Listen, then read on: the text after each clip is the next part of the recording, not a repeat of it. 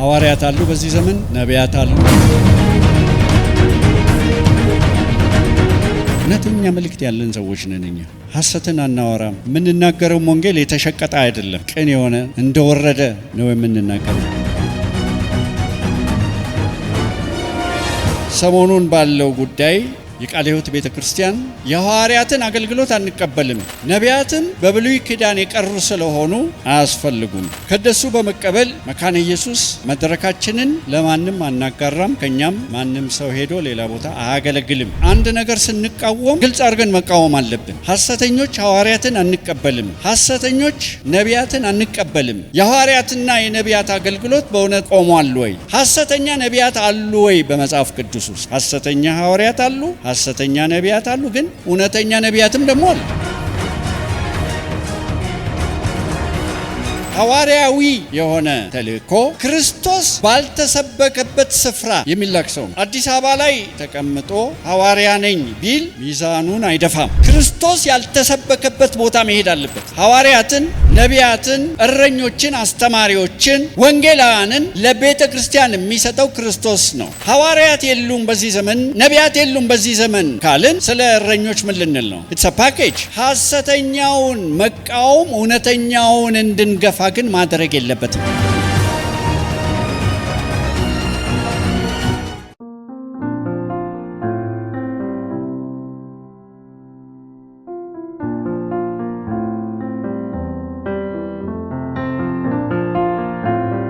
ኤፌሶን ምዕራፍ 2 የእግዚአብሔር መንፈስ ባለበት በዛ አርነት አለ ይላልና የእግዚአብሔር መንፈስ በዚህ ስፍራ እንዳለ ካመንን በተለያየ መንገድ የመጣን ሰዎች የእግዚአብሔርን ፈውስ እንጠብቅ። የእግዚአብሔር ክብር የእግዚአብሔር ምሕረት እንደሆነ እናውቃለን። የእግዚአብሔር መልካምነት እንደሆነ እናውቃለን። የእግዚአብሔር ክብር የእግዚአብሔር መልካምነት ነው። የእግዚአብሔር ክብር በኢየሱስ ክርስቶስ በኩል ነው የተገለጠውና እግዚአብሔርም የናዝሬቱን ኢየሱስ በመንፈስ ቅዱስና በኃይል ቀባው፣ እርሱም መልካም እያደረገ ለዲያብሎስም የተገዙትን እየፈወሰ ዞረ ይላል። የሐዋርያት ሥራ ምዕራፍ 10 ቁጥር 38 እና ወደዚህ ስንመጣ ይህንን መልካምነቱን ተስፋ አድርገን ነው መምጣት ያለብን።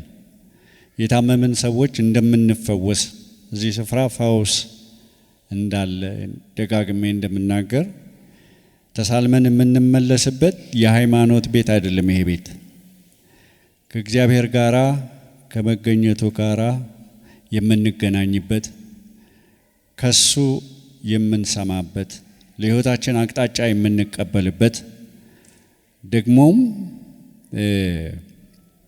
ለጥያቄያችን መልስ፣ ለሁሉ ጥያቄ መልስ ላይኖር ይችላል።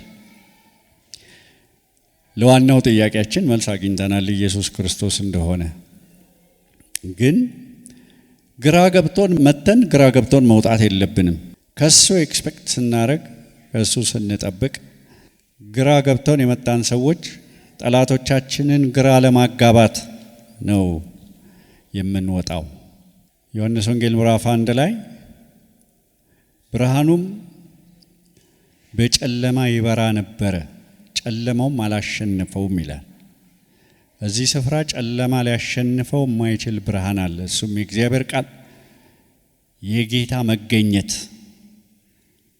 እኛ ሕያው አምላክ ነው የምናመልከው። እንዲሁ ስርዓት ፈጽመን ለመሄድ ሳይሆን ልንነካካ ከሱ ጋር ምን ለማለት እንደፈለገ ልንሰማ ቃሉን ላከ ፈወሳቸውም ይላል። በቃል ውስጥ ፈውስ አለ። ፈውስ ብቻ አይደለም ያለው፣ ፕሬዘንስም ያለው በቃል ውስጥ ነው። እኔ የምናገራችሁ ቃል መንፈስም ነው ሕይወትም ነው አለ ኢየሱስ። ስለዚህ አንዳች ነገር ተቀብለን አስተሳሰባችን ተለውጦ ለእግዚአብሔር መንግስት ጠቃሚዎች ለመሆን ነው የምንወጣው። በእግዚአብሔር ተባርከን ለበረከት እንሆናለን። ከእግዚአብሔር ተቀብለን ሰጪዎች እንሆናለን። የሕይወት ውሃ ወንዝ ከሆዳችን ይፈልቃል ስላለ ኢየሱስ ዮሐንስ ወንጌል ምዕራፍ 7 ላይ ማንም የተጠማ ቢኖር ስለ መንፈሱ ሲናገር ወደ እኔ ይምጣና ይጠጣ። የሕይወት ውሃ ወንዞች፣ እንግሊዘኛ ወንዞች ነው የሚለው ፈርጀ ብዙ ስለሆነ ፈውስ ህብረተሰቡ የሚያስፈልገው እና የሕይወት ውሃ ወንዞች ከሆዱ ይፈልቃሉ አለ። ኢየሱስ ክርስቶስ ከሚሰጠው ውሃ የሚጠጣ በመጀመሪያ ራሱ መርካት አለበት፣ ራሱ ይረካል። ከሰማርያ ለመጣችው ሴት ዮሐንስ ወንጌል ምዕራፍ 4 ላይ እኔ ከምሰጠው ውሃ የሚጠጣ አይጠማም ነው ያላት። እሷ ታውቃላችሁ በጣም ቅብዝብዝ ነበረች። ከአንድ ባል ወደ ሌላ ባል የምትሻገር ማራፍ ያቃታት እና እኔ ከምሰጠው ውሃ የሚጠጣ ለዘላለም አይጠማም፣ በውስጡ ለዘላለም የሚፈልቅ ምንጭ ይሆናል እንጂ አላት። መጀመሪያ ከኢየሱስ ክርስቶስ ይህንን ውሃ ሲቀበል ራሱ ይረካል። ከዛ በኋላ ግን ወደ ዮሐንስ ወንጌል ምዕራፍ 7 ስትመጡ ደግሞ የሚፈልቅ ነገር አለ፣ የሚወጣ ነገር አለ። ለህብረተሰቡ የሚሆን ለሰው ልጅ የሚሆን እውነተኛ መልእክት ያለን ሰዎች ነን እኛ። ሐሰትን አናወራም። የምንናገረው ወንጌል የተሸቀጠ አይደለም፣ የተደባለቀ አይደለም። ቅን የሆነ እንደወረደ ነው የምንናገረው። ስለዚህ እዚህ ስንመጣ የምንቀበለው ቃል ሊፈውሰን የሚገባል። እኛ ደግሞ የምንፈወስበት ምክንያት ወተን እንድንፈውስ ነው። እኛ የምንነካበት ምክንያት ወተን እንድንነካ ነው ሰዎችን። እኛ ተደስተን መደሰታችን ምንም ችግር ባይኖረውም ደስታችንን ለራሳችን ብቻ እንድንይዘው አይደለም። ደስታ እንዲበዛ ከፈለክ አካፍለው ይላል። እንደዚህ የሚባል አባባል አለ በፈረንጅ። ስለዚህ የምንሰማው ቃል አስተሳሰባችንን ሊቃኝ፣ አስተሳሰባችንን ሊለውጥ፣ እኛን ሊለውጥ ከጊዜ ወደ ጊዜ አስተሳሰባችን እየተለወጠ በአእምሯችሁ መታደስ ተለወጡ የሚለው ይህንን ነው። መንፈስ በአንድ ጊዜ ነው አዲስ የሚሆነው ታውቃላችሁ። ኢየሱስ ክርስቶስን ስናምን በአንዴ ነው መንፈሳችን አዲስ ፍጥረት የሚሆነው። አእምሯችን ግን አይደለም፣ ከጊዜ ወደ ጊዜ ነው እየታደሰ። በመንፈስ በአእምሮ መታደስ ተለወጡ እንጂ ይህን ዓለም አትምሰሉ። የእግዚአብሔር በጎ ፈቃድ፣ በጎ ፍጹም ደስ የሚያሰኝ ፈቃድ ምን እንደሆነ ለማወቅ ትጉ ይለናል። ስለዚህ አእምሯችን እየተለወጠ እየታደሰ ሲሄድ ለህብረተሰቡ ጠቃሚ እንሆናለን። የሰው ሸክም አንሆንም፣ ሰው እንሸከማለን እንጂ ለሌሎች የምንራራ እኛ የተቀበልነውን ይህንን አስደናቂ እጹብ ድንቅ የሆነ መገለጥ ለሌሎች የምናጋራ ሰዎች እንሆናለን። በእውነት እግዚአብሔር እኛ የጠራን ሰዎች በጣም የታደልን ሰዎች ነን። ባለፈው ስንጸልይ ይሄ ሐሳብ በጣም አብረን እየጸለይን ዓርብ ውስጤን በጣም ሞልቶት ነበርና ብዙ አማልክት አሉ በምድር ዙሪያ፣ ብዙ ሃይማኖት አለ። እውነተኛውን አምላክ የምናመልክ እኛ ብቻ ነን። ይሄን ሳንሽኮረመም ፈራ ተባ ሳንል የምንናገረው ነው። በመገለጥ ወደኛ የመጣ እኛ ፈልገን ያገኘነው አይደለም፣ እሱ ነው ፈልጎ ያገኘን። ላልፈለጉኝ ተገኘው፣ ላልጠየቁኝ ተገለጡ ብሎ ራሱን ገለጠልን። ራሱን ከገለጠልን በኋላ ኦፍ ኮርስ የእግዚአብሔር ቃል እንደሚናገረው ወደ እግዚአብሔር ቅረቡ እርሱም ወደ እናንተ ይቀርባል። ከዛ በኋላ መፈለግ የኛ ድርሻ ነው። ግን እግዚአብሔር ራሱ የተገለጠልን፣ እግዚአብሔር የሚያናግረን፣ ይህንን እንደ ዋዛ ባካችሁ አትመልከቱት። እግዚአብሔር የሚናገር፣ እግዚአብሔር ተናገረኝ ማለት እኮ ቀላል ነገር አይደለም። ማንነቱ ሲገባን፣ ግዝፈቱ ሲገባን፣ ትልቅነቱ ሲገባን፣ ዘላለማዊነቱ ሲገባን፣ ምሕረቱ፣ ቸርነቱ፣ ፍቅሩ ሲገባን እግዚአብሔር ተናገረኝ የሚባለው ነገር ቀላል አይደለም። ታማኝ ነው እግዚአብሔር። ማመን ያለብን እኮ እመኑኝ የሚለው እኮ ታማኝ ስለሆነ ነው። ባዶ ሜዳ ላይ አይደለም እመኑ የሚለን፣ በአየር ላይ ዝም ብሎ እመኑ፣ በድርቅና እመኑ አይደለም። አደራችሁ ታማኝ ስለሆነ መኑኝ ነው። ብዙ የተናገረን የተስፋ ቃል አለ። በነፍስ ወከፍ ስለ ሀገራችን የተናገረው እንደ ቤተ ክርስቲያን የተናገረን አለ። በእያንዳንዱ እግዚአብሔር የተናገረን በትክክል ድምፁን ሰምተን ከሆነ መፈጸሙ የማይቀር ነው። ከዚህ በፊት የተፈጸሙ ነገሮች አሉ፣ ወደፊት የሚፈጸሙ ነገሮች አሉ እና እግዚአብሔርን እንመነው። ከእግዚአብሔር ጋራ ደግሞ የበለጠ እየተጠጋጋን ወደ እግዚአብሔር ቀረቡ እንዳልኩት ይሄ the sky is the limit። እግዚአብሔር መብቱን ሰጥቷል ወደ እርሱ እንድንጠጋ እንድንፈልገው። ሰይጣንን ተቃወሙት ብሏል። ሰይጣንን እግዚአብሔር አይደለም የሚቃወምልን፣ እግዚአብሔር ሳይሆን እኛን የምንቃወመው ስልጣኑ ስላለን እሱም ከናንተ ይሸሻል። ኢኒሼቲቭ የኛው ነው። ሰይጣንን መቃወምም ወደ እግዚአብሔር መቅረብም እሱ ፈልገው አግኝተናል። አሁን ደግሞ እኛ እንፈልገዋለን፣ በቃል ውስጥ እንፈልገዋለን። አንዱ እግዚአብሔር የሚገለጠው በቃሉ ስለሆነ እንደመጣን እንዳንሄድ ነው። ፕሬዘንስ ውስጥ እንድንገባ፣ የቃሉ መንፈስ ውስጥ እንድንገባ። አንዳንድ ጊዜ ደረቅ ቃል ብቻ ሳይሆን ፊደሉ ብቻ ሳይሆን ቃል ውስጥ ያለው መንፈስ ልንጋራ ያስፈልገናል። የቃሉን እውነት የቃሉን መንፈስ ስንጋራ ለእግዚአብሔር መንግስት ጠቃሚዎች እንሆናለን። በዚህ ክፍል ላይ ምን ይላል? ከቁጥር 19 ጀምሮ ባነበው እንግዲያስ ከእንግዲህ ወዲህ ከቅዱሳን ጋር ባለ አገሮች ሳይሆን አገር ያላችሁ ማለት ነው። ባለ አገሮች የእግዚአብሔር ቤተሰቦች። ከዚህ በፊትም ተናግሬያለሁ። አንዳንድ ጊዜ ልጆቻችን ጥቅስ ያነቡልን እንደምን አደራችሁ የእግዚአብሔር ቤተሰቦች ሲባል እንደ ቀላል ነው የምናልፈው። የእግዚአብሔር ቤተሰብ መሆን ፓርት ኦፍ ሂዝ ፋሚሊ መሆን ይሄ ትልቅ የምስጋና ርዕስ ነው። የእግዚአብሔር ቤተሰቦች ናችሁ እንጂ እንግዶችና መጻተኞች አይደላችሁም ካለ በኋላ በሐዋርያትና በነቢያት መሰረት ላይ ታንጻችኋል።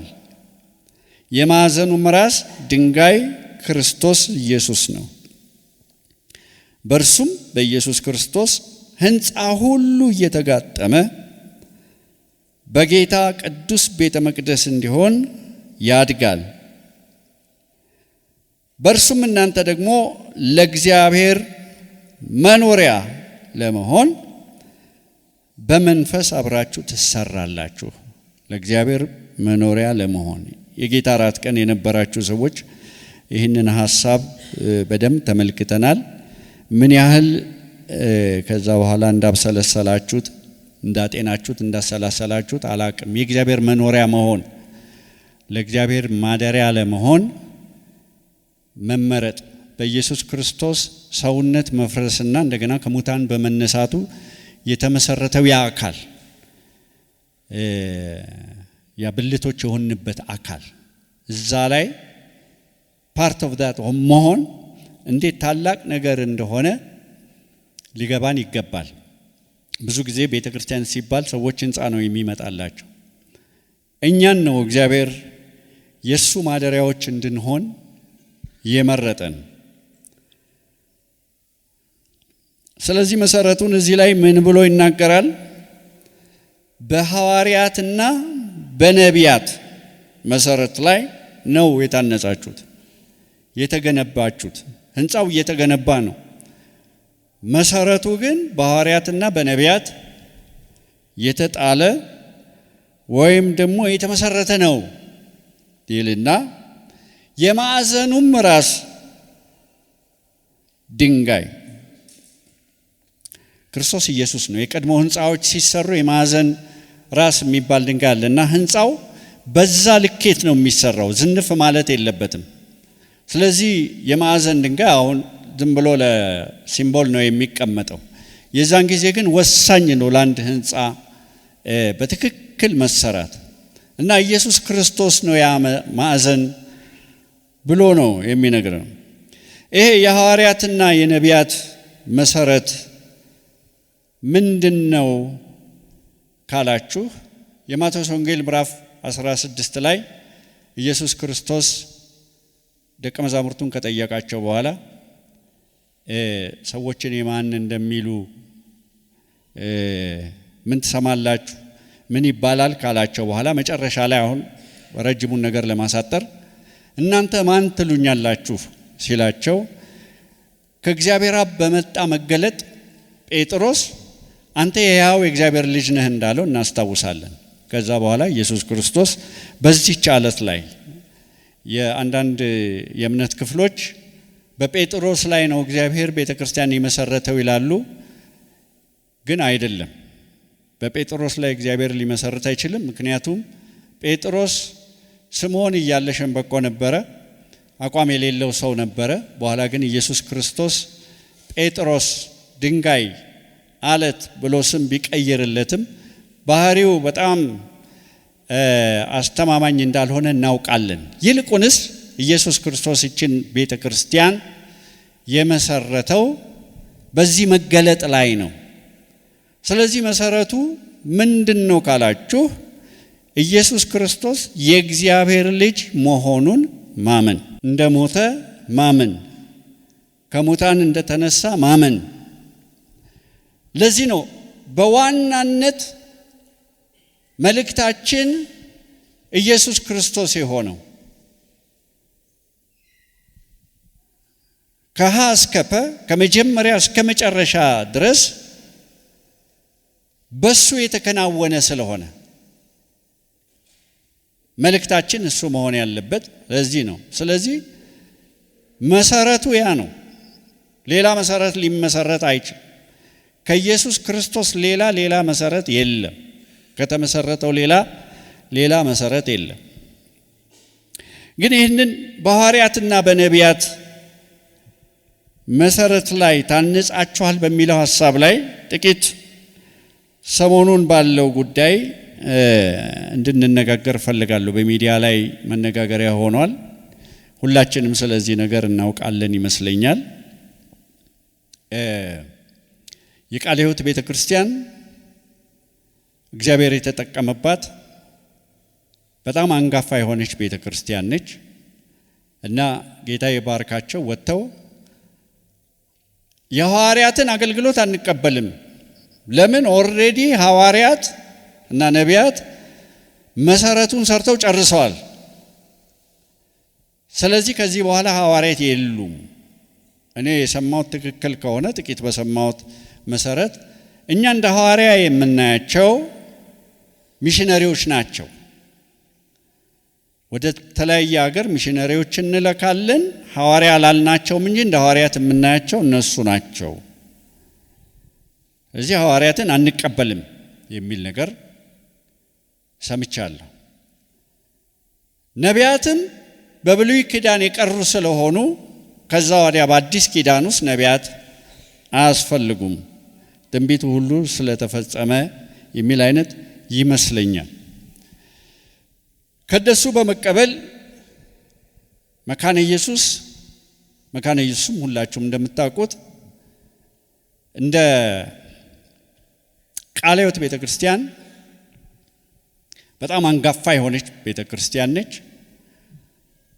እግዚአብሔር በምድሪቱ ላይ ብዙ ነገር ሰርቷል። በእነዚህ ሁለት አብያተ ክርስቲያናት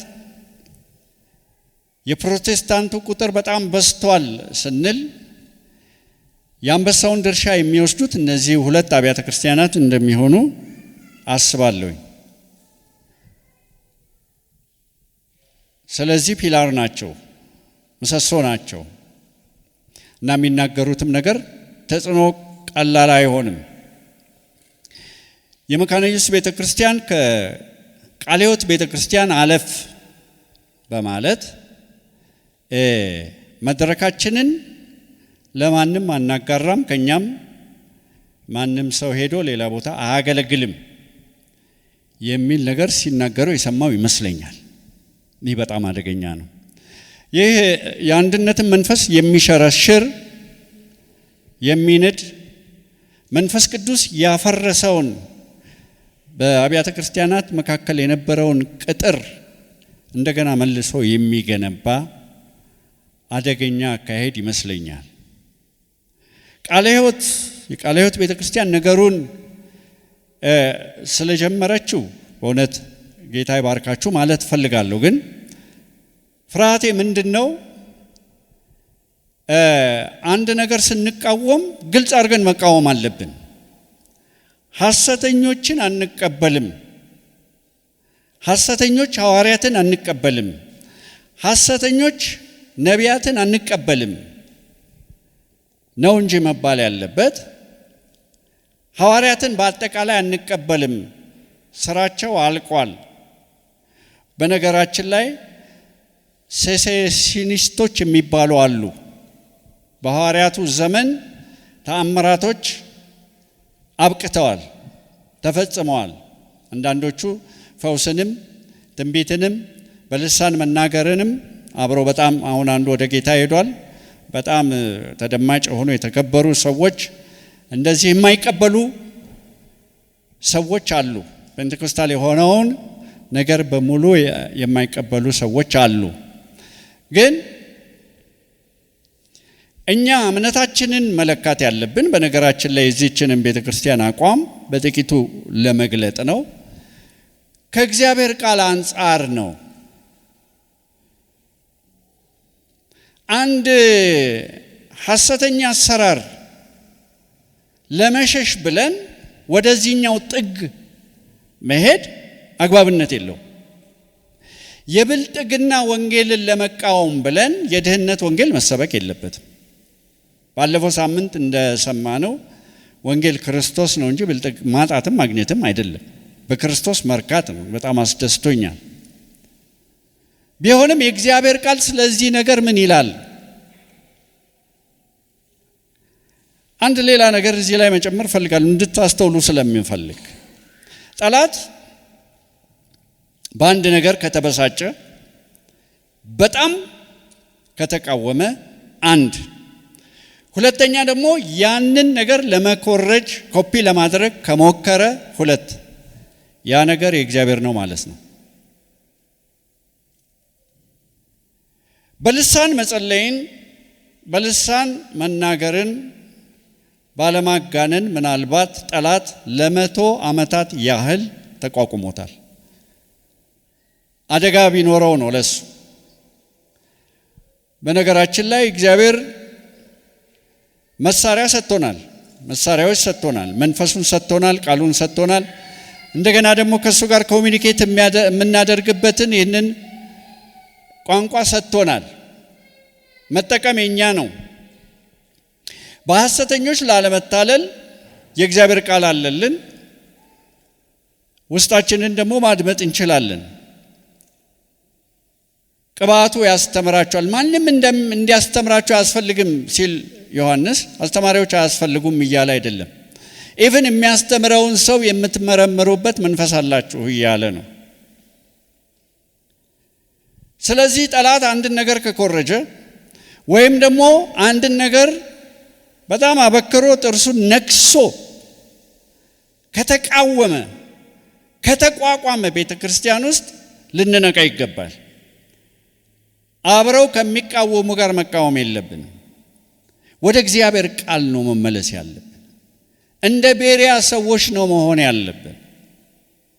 የእግዚአብሔር ቃል ምን ይላል? የሐዋርያትና የነቢያት አገልግሎት በእውነት ቆሟል ወይ? ሐሰተኛ ሐዋርያት አሉ ወይ በመጽሐፍ ቅዱስ ውስጥ? ሐሰተኛ ነቢያት አሉ ወይ በመጽሐፍ ቅዱስ ውስጥ? ሐሰተኛ ሐዋርያት አሉ፣ ሐሰተኛ ነቢያት አሉ። ግን እውነተኛ ነቢያትም ደግሞ አሉ፣ እውነተኛ ሐዋርያትም ደግሞ አሉ። ጌታ ኢየሱስ ክርስቶስ ራሱ የመጀመሪያው የኛ ሐዋርያ እንደሆነ መጽሐፍ ቅዱስ ይናገራል። ዕብራውያን ምዕራፍ 3 ምሳሌውን እንድንከተል ምሳሌ ተወልን።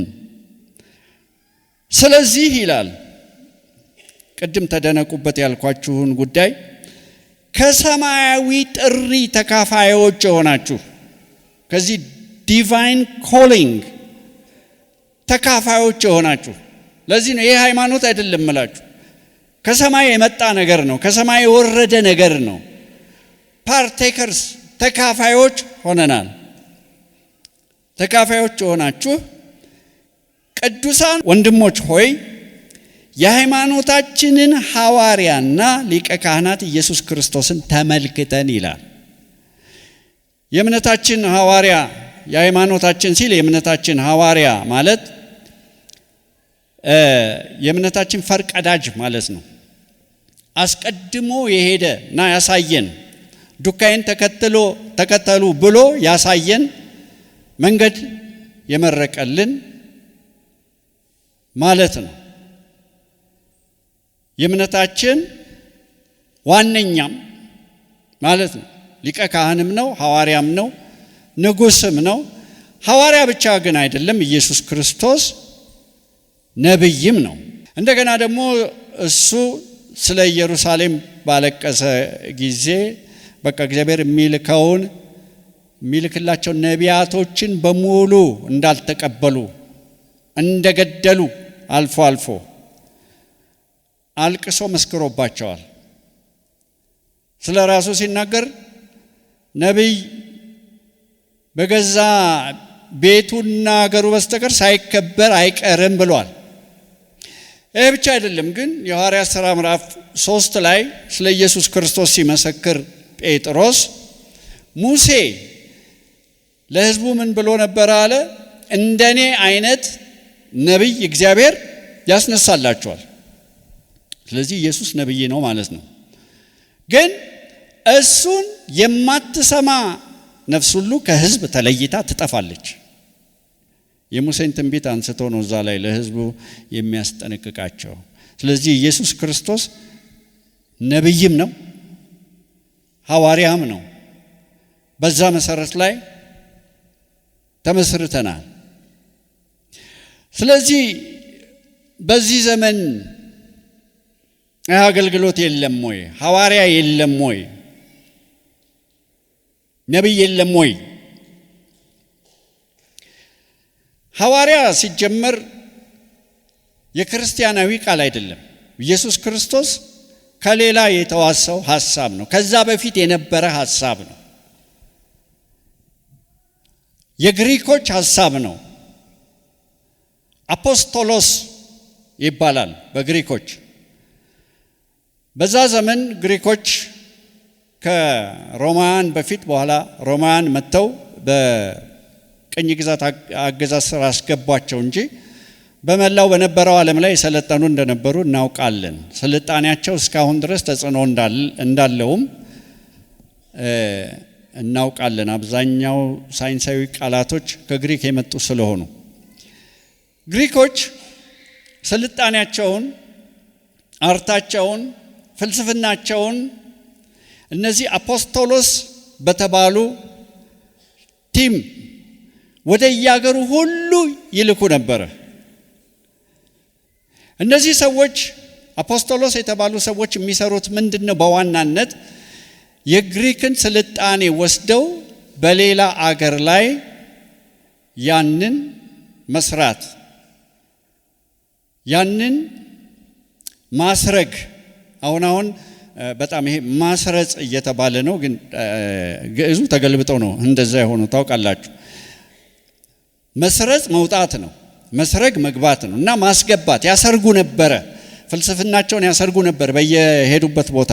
ስለዚህ አፖስቶሎስ ማለት ይህንን የኪንግደም ፕሪንሲፕል ይህን የግሪክን መንግስት አስተሳሰብ እና ካሄድ በሌሎች ላይ ለማስረግ ወይም ደግሞ ሌሎች ላይ ለመስራት የሚላኩ ሰዎች ነበሩ። ስለዚህ ሐዋርያ ማለት ወይም አፖስቶሎስ ማለት በዋናነት የተላከ ማለት ሊሆን ይችላል። የተላከ ማለት ብቻ ግን አይደለም። ያንን የተላከበትን መንግስት ወክሎ የሚሰራ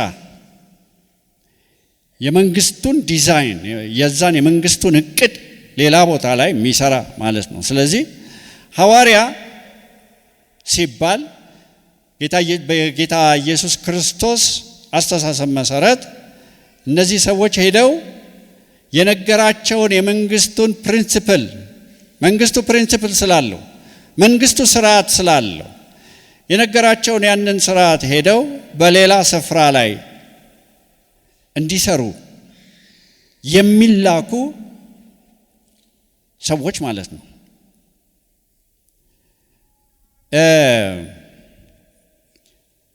በሐዋርያት ሥራ ምዕራፍ 12 ላይ ወደ 11 እንመጣበታለን።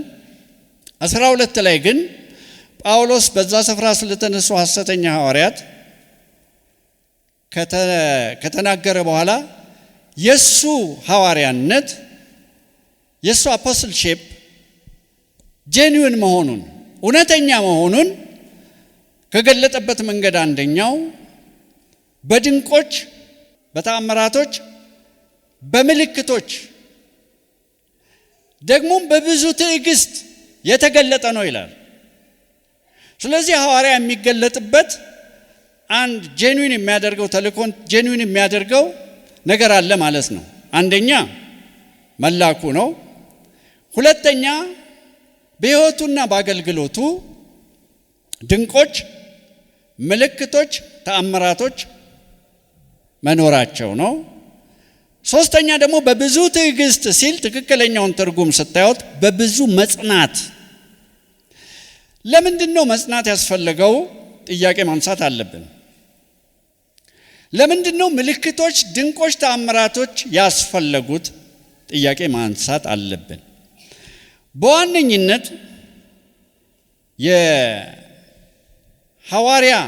ሐዋርያዊ የሆነ ተልእኮ ክርስቶስ ባልተሰበከበት ስፍራ፣ ጨለማ በነገሰበት ስፍራ የሚላክ ሰው ነው። ስለዚህ የኃይል መላተም አለ ማለት ነው። የመንግስታት መጋጨት አለ ማለት ነው።